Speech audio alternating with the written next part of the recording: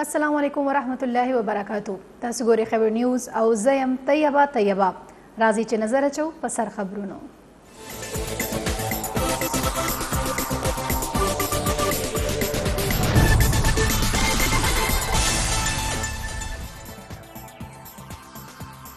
راتلونکي مالی کال لپاره وفاقي بجټ نن قومي اسمبلۍ ته پیش کولی شي.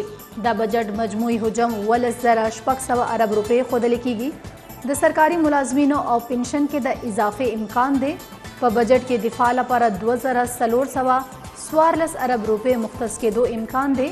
د وزیر اعظم شهباز شریف په مشرۍ کې کېدونکي د وفاقي کابینې په خصوصي اجلاس کې به د بجټ دستاویزاتو منظوري هم ورکول کیږي. وزیر خزانه محمد اورنګزیب قومي اقتصادي سروې جاری کړې ده. وایي چې روان کال د GDP ګروث شرح 2.9% وه. ملک افراد زر 4.6% دی. وزیر خزانه وایي چې د IMF پروګرام سره زموږ اعتماد بحال شوی دی. روان مالی کال دوران د زر مبادله ذخایر کې هم اضافه راغلی ده. د ټیکس ټو GDP تناسب د 15 کالو بلند ترین سطح ته رسیدلی دی. د سینټ اجلاس ماښام 6 بجې کیږي. اجلاس لپاره 8 نکواتی ایجنډا جاری شوې ده. انکم ټیکس ترمیمي بل په شمول نور 3 مهم بلونو به منظوري لپاره ایوان ته وړاندې کولی شي. وفاقي وزیر خزانه محمد اورنګزیب به مالیاتي بل 2025 سینټ ته وړاندې کوي. پاکستان سټاک ایکسچینج کې د تیزی رجحان دی. 100 انډیکس کې تیزی په نظر راغلی ده. های کورټ د 190 ملین پاوند کیس کې د PTI بانی او بشرا بیبي د سزا معطل کول درخواست د سماعت لپاره مقرر کړی دی. قائم مقام چیف جسټس سرفراز ډوگر او جسټس محمد آصف په سباله د دې مقدمې سماعت کوي. د بنو په سنټرل جیل کې د قیدیانو او جیل عملې ترمنځ جګړه شوې چې پکې 3 پولیس اهلکار جوړ شوي دي.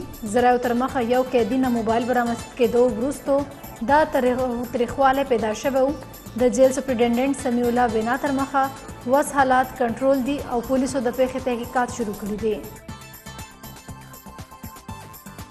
لوی اختر تیرېدو نه پس سرکاري چټیانې نن نه ختم شوي دي. تعلیمي ادارې او دفترونه بیا کلاو شوي دي. ولې دفترونو کې حاضري د نشت برابر وه. حاجیان د واپس راوستلو لپاره د اپریشن آغاز شوی دی. وړومبی پرواز نن ماسخوتن د جدې نه اسلام آباد ته را روانیږي.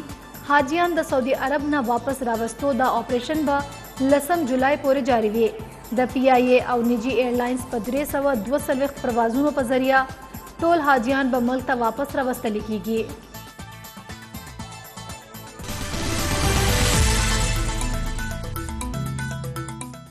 راتلونکي مالی کال لپاره بجټ نن پیش کیږي. وزیر خزانه محمد اورنګزیب به قومي اسمبلۍ ته مالی بجټ وړاندې کوي. سرچینو مطابق د بجټ مجموعي حجم 1,600 ارب روپۍ دی. تفصیلاتو مطابق وزیر خزانه محمد اورنګزیب نن قومي اسمبلۍ ته د راتلونکي مالی کال لپاره بجټ پیش کوي. بجټ کې تقریبا 2000 ارب روپۍ نوې ټیکسونه نافذ کولی شي. د غیر ترقیاتي بجټ تخمینه تقریبا 14,000 ارب روپۍ لګولې شوې ده. راتلونکي کال لپاره GDP شرح 5% هدف مقرر کولو امکان دی. ټیکس ریونیو تقریبا 16,150 ارب روپۍ او نان ټیکس ریونیو هدف 15,190 ارب روپۍ ټاکلو امکان دی. د غرنګ دفاع لپاره 2,214 ارب روپۍ مختص کولو امکان دی. راتلونکي مالی کال لپاره به 8,214 ارب روپۍ به صوبو ته منتقل کولی شي. د صوبو ترقیاتي بجټ 3,300 ارب روپۍ مختص کیږي. د وزیر اعظم شهباز شریف په مشرۍ کې کېدونکي د وفاقي کابینې په خصوصي اجلاس کې به د بجټ دستاویزاتو منظوري ورکول کیږي. د وزیر اعظم شهباز شریف په مشرۍ کې کېدونکي د وفاقي کابینې په خصوصي اجلاس کې به د بجټ دستاویزاتو منظوري به ورکول کیږي.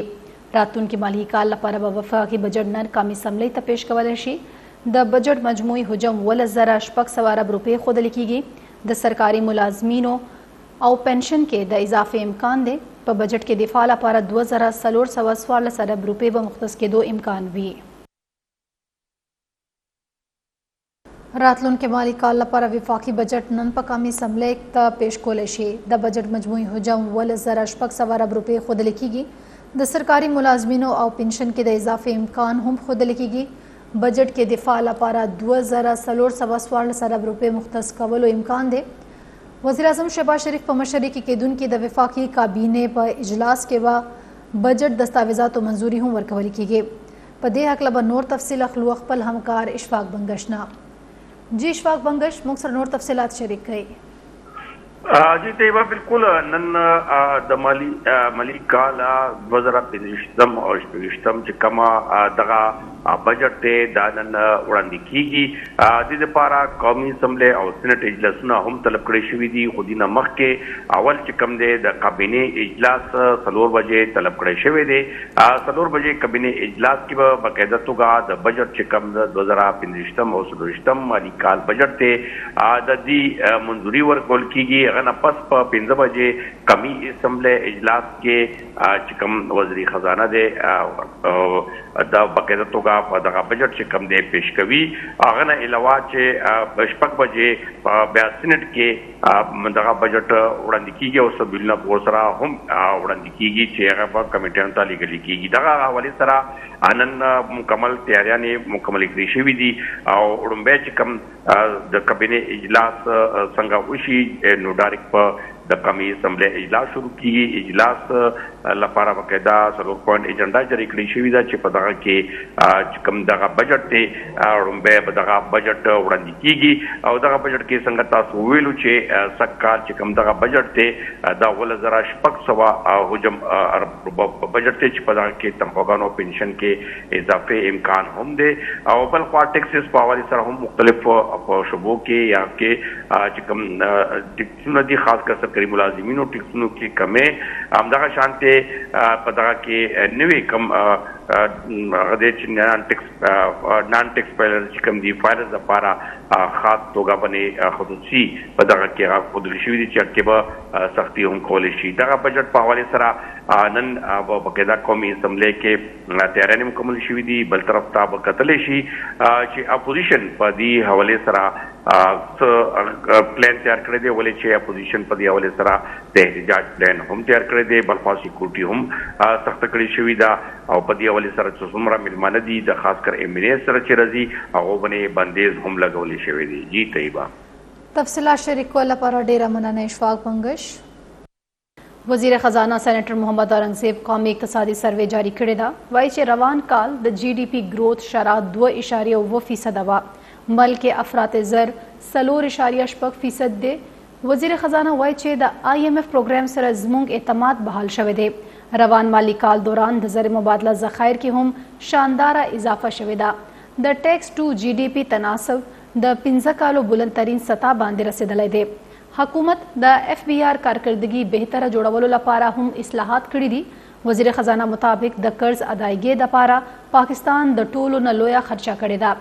اسلام آباد کې د خپل معاشي ټیم سره شریکي خبري غونډې دوران وزیر خزانه سینیټر محمد اورنګزیب د کال 2023-25 قومي اقتصادي سروې جاری کړې ده. وزیر خزانه محمد اورنګزیب ویلي چې موږ د معاشي استحکام په لور روان شوي یو. روان کال د GDP گروث شرح 2.9% وه. پاکستان کې افراط زر 4.8% دی. هغه زیاته کړې چې 13 کال پالیسي ریټ 22% و کم چې وس 11% ته راکم شوی دی. وزیر خزانه وویل چې د IMF پروګرام سره زموږ اعتماد بحال شوی دی. روان مالی کال دوران د زر مبادله ذخایر کې شانداره اضافه شوې ده. وزیر خزانه په ډاګه کړي چې د ملکی معیشت DNA بدلولو لپاره اصلاحات ضروری دي. وایي چې د ټیکس ټو GDP تناسب د 15 کالو بلندترین سطح باندې دی. حکومت د IMF او FBR کارکردګي بهتره جوړولو لپاره اصلاحات کړي دي. وزیر خزانه وینا و چې د ترانسفورمیشن لپاره 2 نه تر 3 کاله موده پکار وي. پاور سیکټر کې د اصلاحاتو سره یو کال کې تاریخي ریکوري شوې ده. د بجلی تقسیم کار کمپنیانو کارکردګي کې هم بهتري